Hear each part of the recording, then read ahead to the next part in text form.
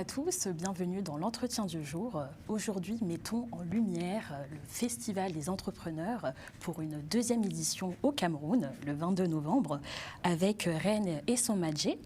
Bonjour. Bonjour Daline. Merci d'avoir accepté notre invitation.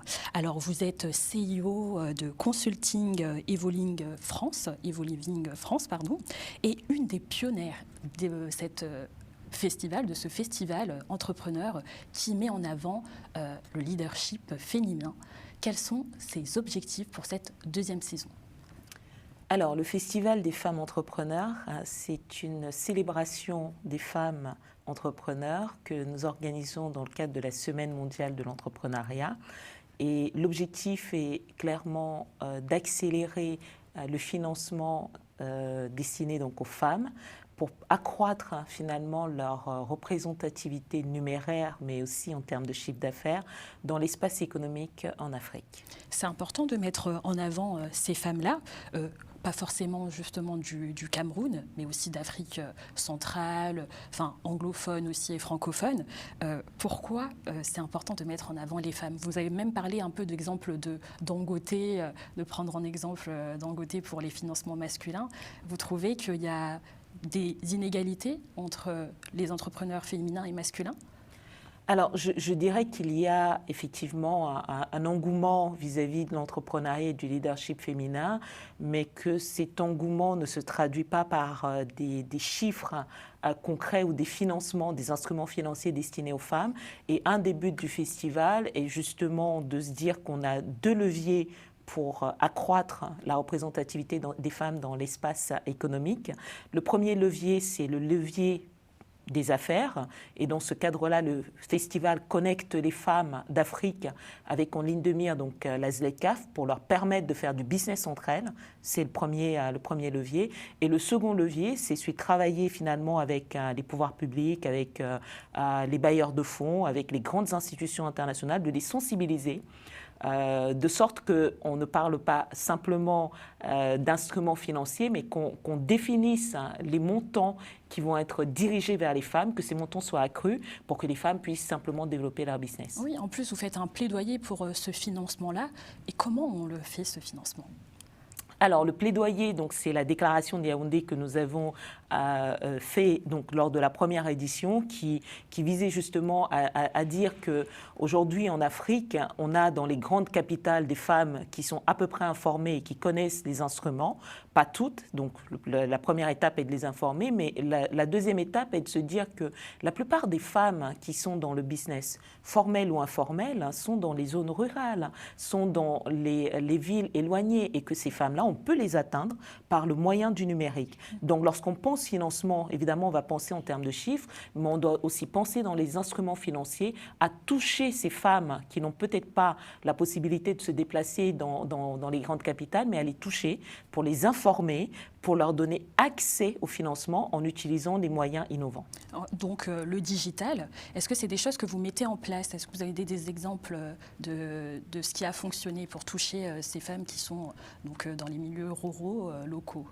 Alors aujourd'hui, nous sommes vraiment dans une phase de construction et d'ailleurs, nous allons présenter certains de ces projets durant le festival, la deuxième édition. On est en phase de construction et cette phase de construction, c'est une phase en fait de co-construction. C'est-à-dire que ceux qui mettent les moyens financiers à disposition, on a des initiatives de PNUD, de la Banque mondiale, de la Banque africaine de développement, c'est de leur dire que parmi les éléments qui sont mis en œuvre, il faut pouvoir intégrer le numérique. Et donc cette co-construction, elle se fait de façon simple, en leur permettant d'écouter et de comprendre les attentes des femmes. Ils peuvent aussi mettre à disposition des moyens innovants qui répondent aux attentes de ces entrepreneurs. Est-ce que vous vous sentez écoutés ? Ces femmes-là que vous représentez via ce festival, vous sentez que vous êtes écoutés par ces gouverneurs qui ont donc ce métier-là de faire passer ces actions, ces financements. Est-ce que vous avez l'impression qu'on entend cette demande ? Alors, je dirais oui, pour une raison simple, c'est qu'aujourd'hui, tous les États souhaitent avoir un taux de croissance exceptionnel, souhaitent avoir une économie qui se porte bien, et on ne peut pas penser économie en mettant 50% de la population de côté. Ça, c'est un fait. La deuxième chose, c'est que vous voyez bien que le festival, nous l'organisons en partenariat avec les organisations de femmes, parce que nous n'avons pas la prétention de porter la voix de toutes les femmes. Elles sont représentées par les présidentes d'associations, par les présidentes donc, de ces organisations-là. Et nous le faisons aussi en partenariat avec les bailleurs de fonds qui apportent un soutien. Leur objectif aussi est que les financements qu'ils mettent à disposition soient efficaces et produisent les objectifs escomptés. Donc il y a un travail de co-construction. Le festival s'est tenu sous la présidence donc, du ministre des Petites et Moyennes Entreprises. Clairement, que ce soit les pouvoirs publics, que ce soit les bailleurs de fonds, les donateurs ou les associations de femmes, nous n'y arriverons qu'en travaillant ensemble. Et on voit bien qu'il y a cette volonté, parce qu'il y a une problématique que tout le monde veut adresser. Nous avons travaillé aussi avec le PNUD, qui, dans le cadre de la mise en œuvre justement de son instrument de financement, a été attentif et encore attentif et sera encore présent sur cette seconde édition aux besoins des femmes. On n'a pas la prétention de dire ce qu'il faut faire, mais on pense qu'en échangeant, on peut arriver à des solutions idoines. Et là, cette édition, elle est axée sur le soutien, l'inspiration et le développement. Pourquoi ces axes sont essentiels ? Alors, la femme est un être simple mais complexe. Ça veut dire que tout au long de notre vie, nous passons par différentes étapes. Certaines de ces étapes sont similaires aux hommes et d'autres sont un petit peu différentes. Une femme porte des grossesses. Cela a un impact direct sur sa productivité. Une femme peut passer par des événements heureux ou malheureux de sa vie. Une femme est à la base de la société et aussi le socle de sa famille. Alors aujourd'hui, contrairement à ceux qui pensent que la femme ne peut pas être en capacité d'être un leader, nous disons simplement que si les femmes ont une bonne connaissance de qui elles sont, de leur fonctionnement et des différentes étapes de leur vie, elles peuvent l'anticiper.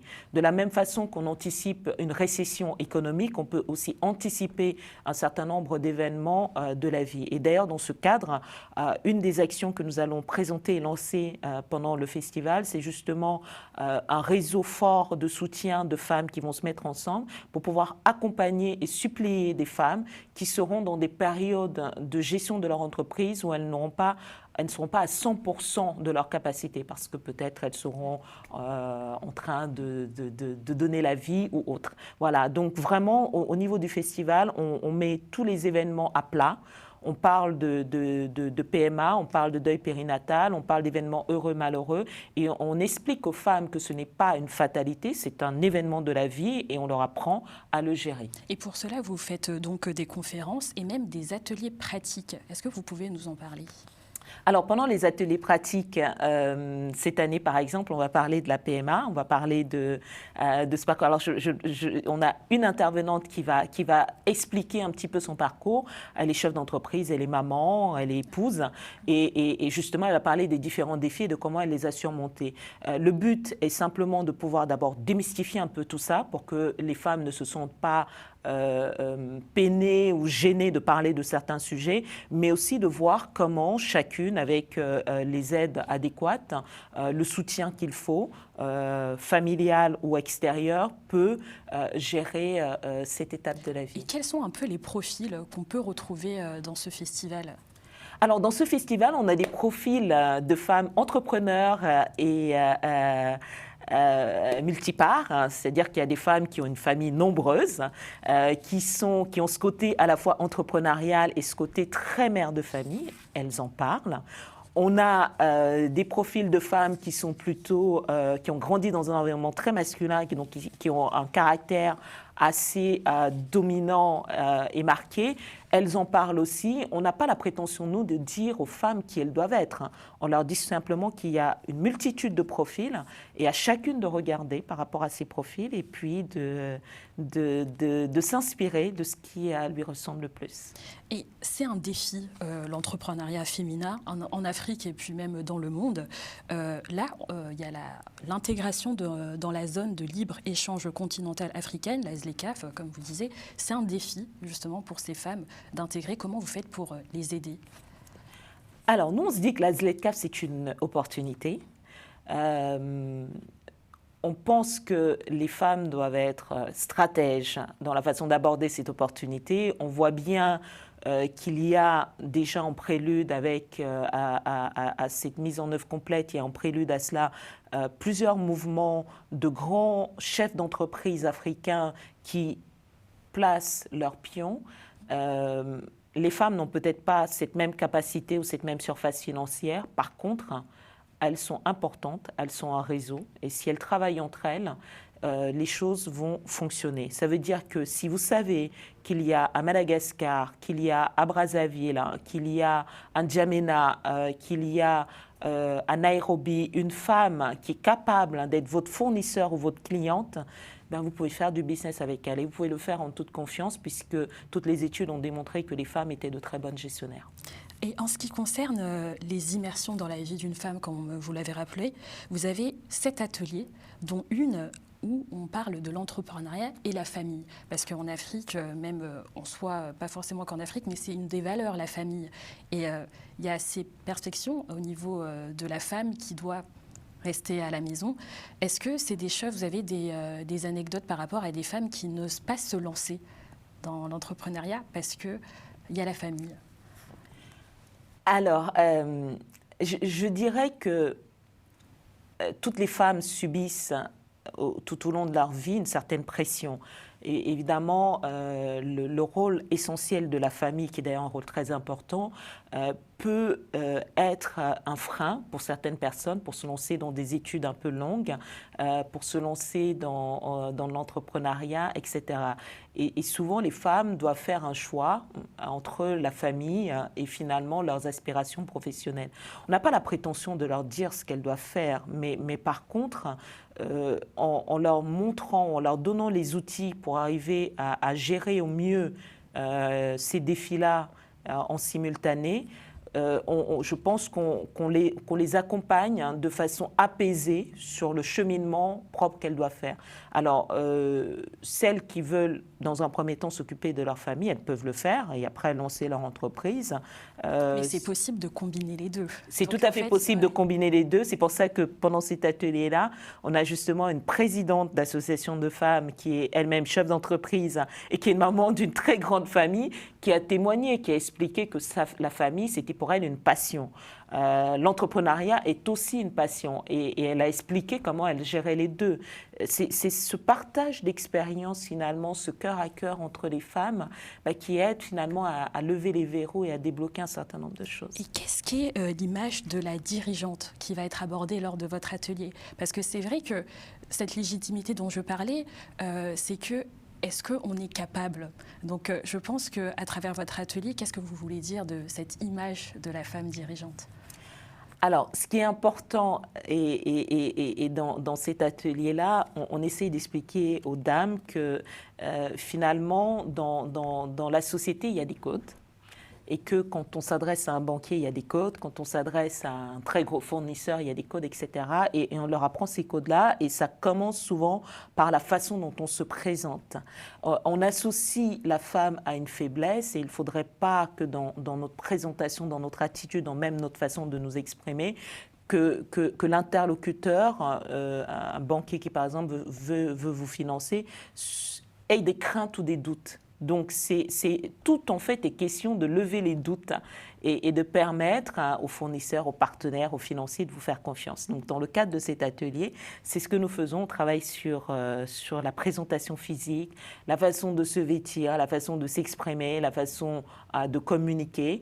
On donne finalement ces clés-là qui peuvent, pour certaines, faire toute la différence. Vous avez aussi un pont entre la diaspora et les acteurs locaux. Comment vous arrivez à ce qu'il y ait cette connexion-là? Simplement parce qu'il faut dire que énormément de femmes qui sont au sein des diasporas sont entrepreneurs. Et elles peuvent justement, par leur position, apporter une aide ou en tout cas faciliter le business pour d'autres femmes. Et donc, par notre réseau de femmes qui sont ici et ailleurs, nous les connectons simplement. Et il y a un renfort de la part de ces femmes-là, de la diaspora, qui aident donc les acteurs locaux, ou est-ce que vous trouvez qu'il y a une différence en soi entre l'acteur local qui est en Afrique et celle qui est à la diaspora? Vous voyez des différences? Alors, non, parce qu'en fait, le business obéit à des règles simples. Il faut faire du chiffre. Pour faire du chiffre, il faut avoir un marché, il faut comprendre son marché, et puis faut arriver à avoir un facteur différenciant au sein de ces activités. Donc, il n'y a pas de différence. Il y a des savoirs qui doivent se compléter, s'additionner, pour permettre aux femmes de mieux briller. Le savoir, c'est vraiment ce que je voulais pointer au niveau aussi des formations. Est-ce qu'elles sont les mêmes? Vous apportez les mêmes formations de ces femmes qui sont de la diaspora en Afrique? Alors, ce savoir en tout cas.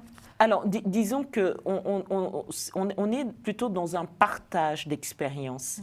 Les situations, si vous prenez une femme entrepreneur qui est dans l'agro, ou une qui est plutôt dans le marketing, elles ont affaire à des marchés qui sont différents. Le partage d'expérience va permettre d'avoir connaissance de ce qui se fait ailleurs, de tirer le meilleur et de l'adapter à son environnement local. Voilà, c'est vraiment ce partage d'expérience-là que nous favorisons. Et vous favorisez aussi le soutien au digital et à l'innovation inclusive. Qu'est-ce que c'est l'innovation inclusive pour vous? L'innovation inclusive, c'est l'innovation qui part de la connaissance et de la compréhension des besoins locaux. Ça veut dire que lorsque je veux mettre en place un produit financier, je vais comprendre les attentes des gens. Je prends le cas des femmes qui sont dans les zones rurales.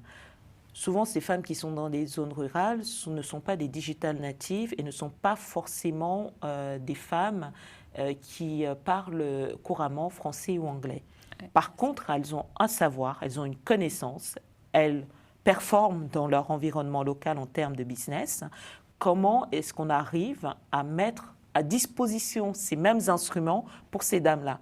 C'est ça l'innovation inclusive. Ce n'est pas de faire un produit qui correspond à des standards internationaux et de leur dire adaptez-vous, mais c'est plutôt intégrer dans la conception du produit leurs besoins spécifiques.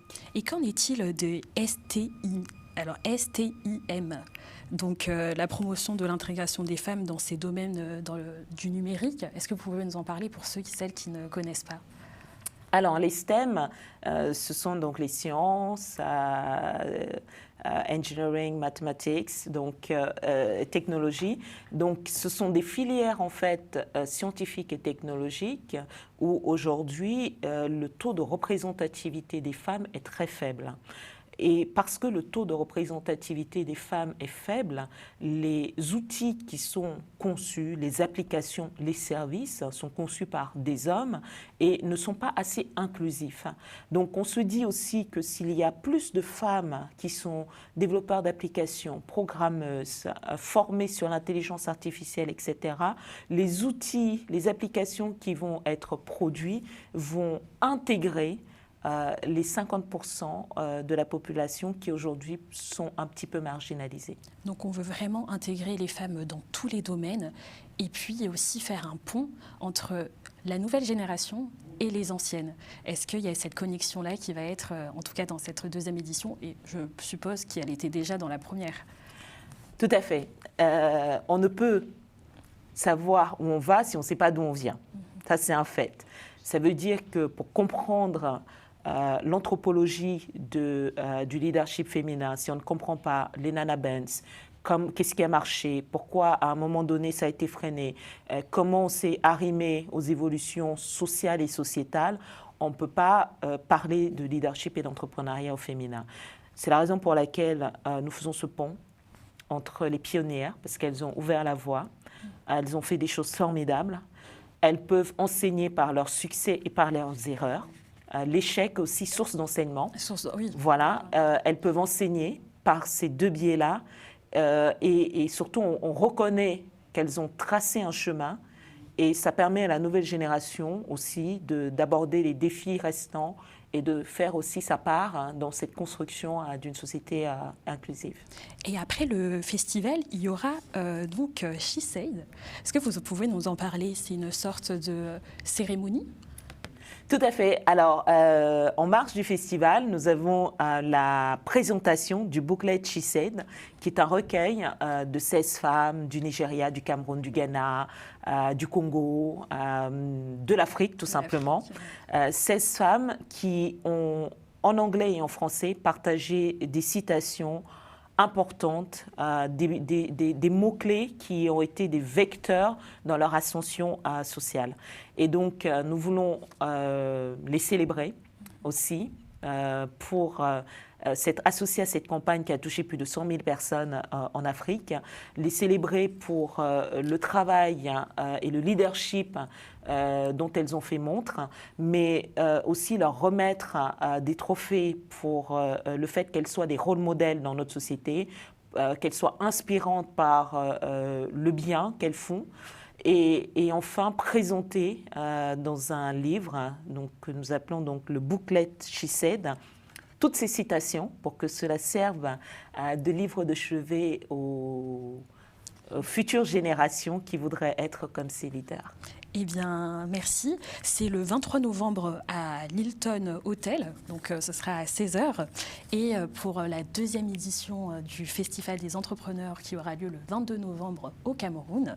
En tout cas, ça a été un plaisir de pouvoir vous interviewer, de mettre en avant ces femmes et ces entrepreneurs. On peut y arriver, le leadership féminin existe.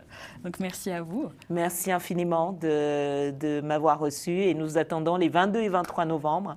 Au siège de la Banque mondiale à Bastos et au Palais des Congrès à Yaoundé pour une grande célébration des femmes en Afrique. Merci à vous de nous avoir écoutés. On se retrouve très bientôt sur Global Africa Télé Sud.